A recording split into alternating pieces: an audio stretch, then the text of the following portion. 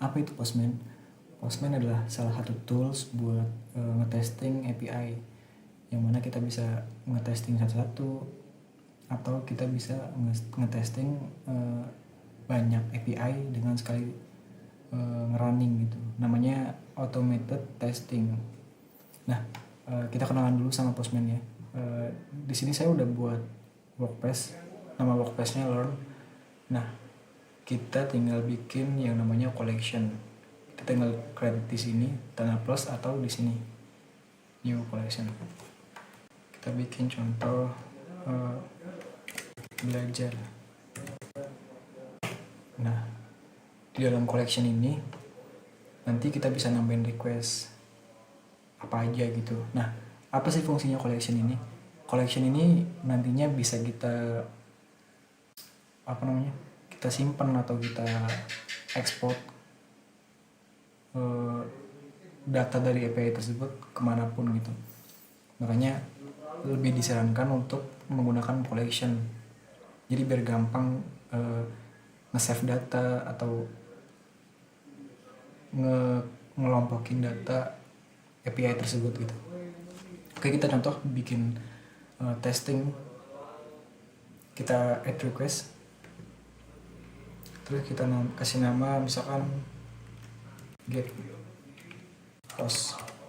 Nah, kebetulan di sini saya belum punya API tersebut. Saya bisa cari di Google open source API di http bin.org.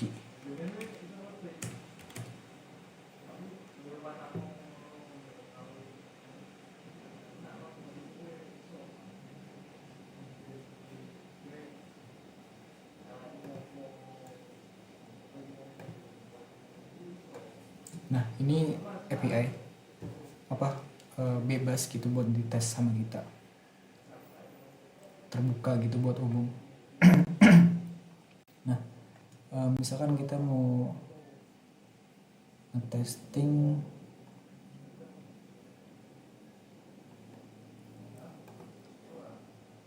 post,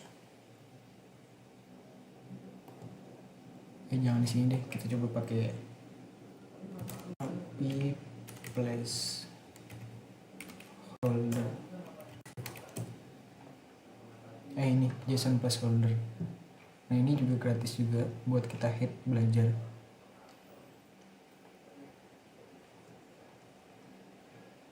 Misalkan kita mau ngambil post ya, ini kita bisa copy aja URL-nya, terus kita pastein di sini. Nah, karena ini kita mau ngambil isi data dari post, maka metodenya adalah get. Nah, ketika kita mau ngebuat atau meng-create atau meng-insert sebuah data, kita bisa pakai metodenya post atau put. Nah, untuk ngedelete sebuah data, kita biasanya pakai metode delete atau post. Ini juga bisa dulunya. Oke, coba kita sekarang send ya.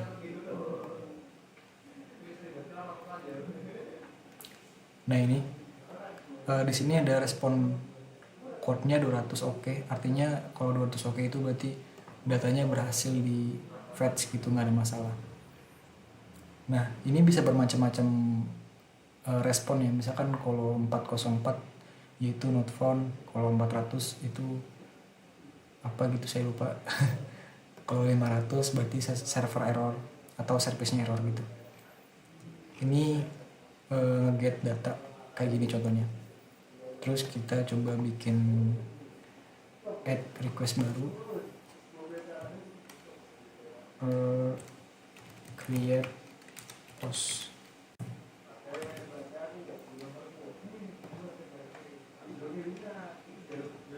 Nah, di sini ada post create. Coba kita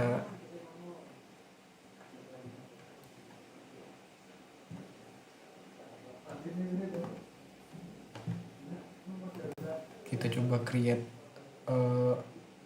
data gitu. Kita ambil sampel datanya dari sini.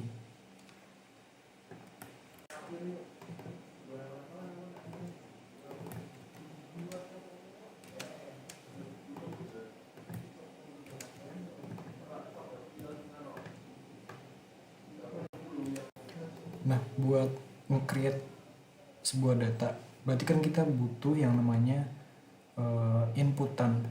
Nah, inputan itu sendiri bisa di sini nih, di body. Terus ini ada tipe inputan mau apa, mau form data atau raw, binary atau GraphQL. Kalau kita pakai JSON kita bisa pakai raw. Terus kita pilih JSON. Terus kita taruh di sini. Kita beautify biar cantik. Nah, kalau untuk nge-create atau ngebuat data, kita metodenya ganti pakai post. Bisa post atau put ya. Kita save, terus kita send. Oh ya lupa, kita kasih ID dulu. Misalkan ID 1. Phone.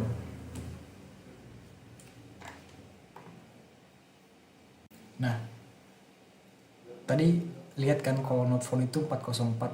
Nah, kalau kita nge-create sebuah data, itu responnya bukan 200, tapi melainkan 201, yaitu create. Nah, di sini udah ada responnya. User 1, ID-nya sekian, titelnya ini sama ya, sama titel ini ya. Karena kita nge-input ini pakai ini, maka outputnya juga seperti ini. Nah, itu cara nge-create sebuah data pakai API.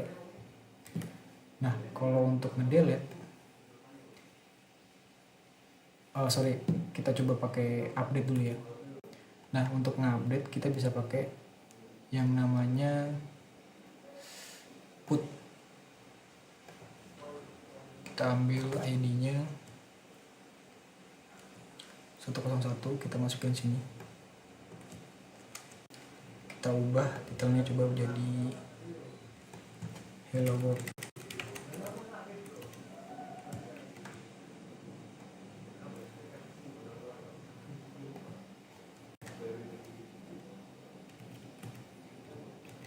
Ini kita coba-coba ya. ID-nya di sini kita arahin ke postnya, terus kita masukin ID dari si post tersebut.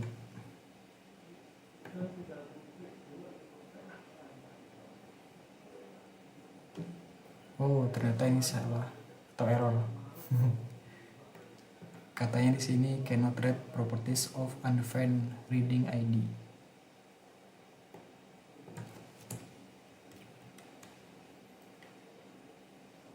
Oke, post 1.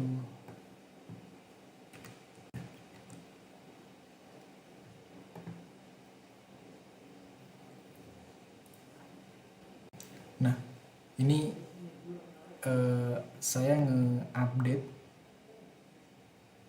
data dari post yang mana ID-nya adalah 1. Di sini statusnya 200, oke, berarti datanya berhasil terupdate. Nah, ini responnya. ID-nya 1 yang kita maksud ini. User ID-nya juga 1 dari sini. Nah, ini titelnya hello world. Nah, gimana cara kita tahu bahwa si data ini berhasil ke-update? Coba kita get. Kita rubah metodenya jadi get. Kita save. Terus kita coba send lagi. Nah, ini 200 oke, berarti responnya benar-benar sukses gitu. Nah, kenapa di sini hello world-nya yang tadi kita bikin gak sama kayak yang ini responnya gak sama kayak yang tadi kita bikin? Karena yang tadi kita put itu si dia si JSON placeholder ini gak di save ke DB, makanya ini respon dari yang udah disediain sama JSON placeholder. Jadi yang tadi data yang tadi kita put itu nggak disimpan sama dia, mungkin langsung dihapus. Nah, kenapa kayak gitu? Kan ini API yang terbuka ya. Kalau misalkan datanya nggak dihapus, pasti akan nambah terus, dan yang pasti DB-nya akan membengkak gitu, karena banyak orang yang nge-put. Makanya di sini pas kita get post dengan ID 1, ini responnya beda, karena ini data yang asli yang mereka provide gitu. Nah, untuk mendelete kita bisa ganti pakai delete, metode delete. Coba kita delete API post dengan ID 1 ya. Kita delete, kita send. Nah, ini datanya berhasil kita delete. Responnya 200 oke. Nah, kenapa responnya nggak ada? Karena gini, ini API kan terbuka, sekali lagi ini open API lah gitu. Kita bisa nge-get segala macam dari sini. Tapi kenapa responnya nggak ada? Karena gini, kalau misalkan semua data kita hit dengan metode delete ini ngehapus DB-nya, ya otomatis DB si JSON placeholder ini nanti bakalan habis gitu datanya. Makanya di sini responnya cuma ini, walaupun di sini 200 oke gitu. Kita berhasil ngedelete si post dengan ID 1 ini. Oke. Nah, di di Postman sendiri ada yang namanya tes. Tes ini buat ngemastiin bahwa data yang kita dapat dari server, misalkan kita nge-get data post dengan ID 1, kita mau nih si responnya sama dengan A misalkan. Nah, itu kita bisa tes di sini. Nah, caranya gimana? Kita tinggal ganti ke metodenya ke get. Coba kita hapus dulu ya. Terus kita get. Nah, ini body-nya atau user ID-nya bisa kita testing apakah benar kalau saya nge-get post ini user ID-nya sama dengan 1 misalkan. Nah, gimana caranya nge-testingnya? Kayak gini, misalkan saya ambil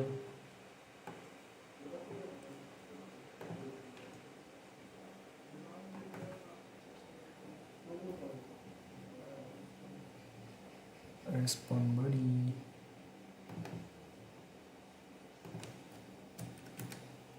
Oh ya, sebelum lanjut lagi, ini di sini tuh ada snippet. Snippet ini kayak apa ya? Tools yang udah bukan tools sih, ya library lah. Ya bentuknya kayak gini lah, pokoknya gampang. Yang di-provide oleh Postman yang bisa kita pakai dengan mudah.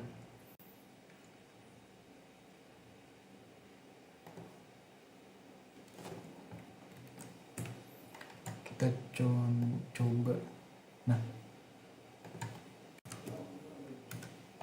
kita mau ngetes nih apakah data dari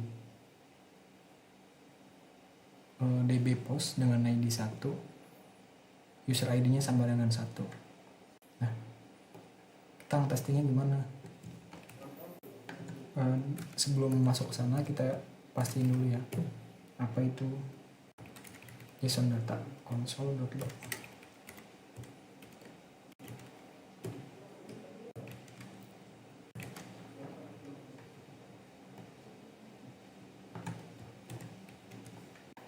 Kita send.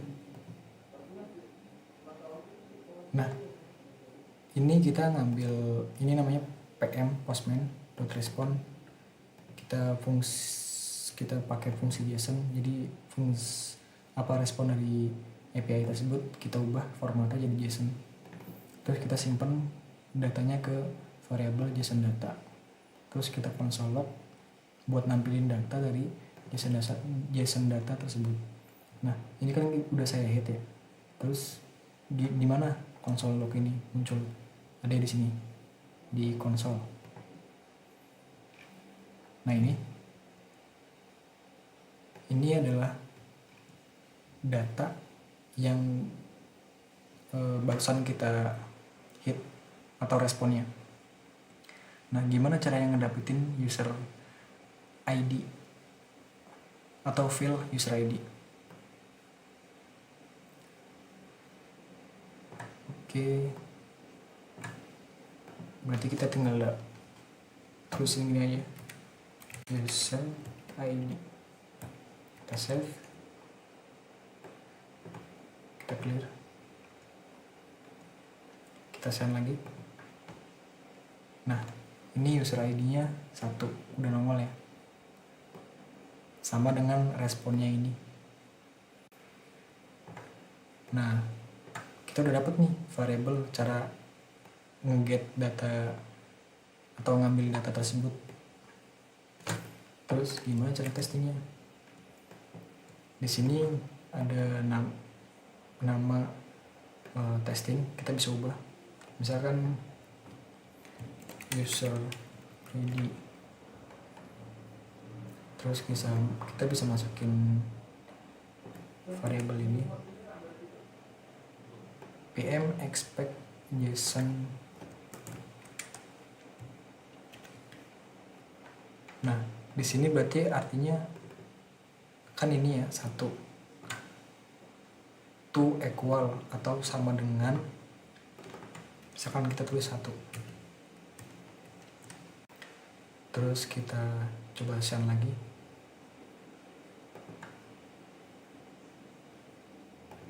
Nah, di tab test result ini bakal kelihatan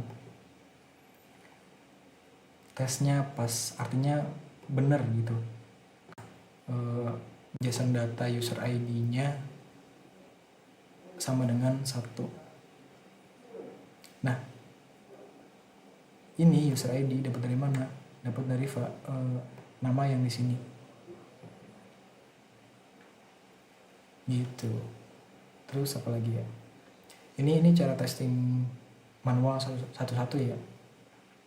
Nah, terus kita juga bisa testing apakah API yang kita hit respon code-nya sama dengan 200. Kita bisa naruhnya kayak gini. Ini kita klik aja snippetnya, nanti langsung muncul di sini. Coba kita hit lagi. Nah, ini adalah yang di atas, testingan yang di atas. Nah, status code is 200, ini adalah testingan di sini.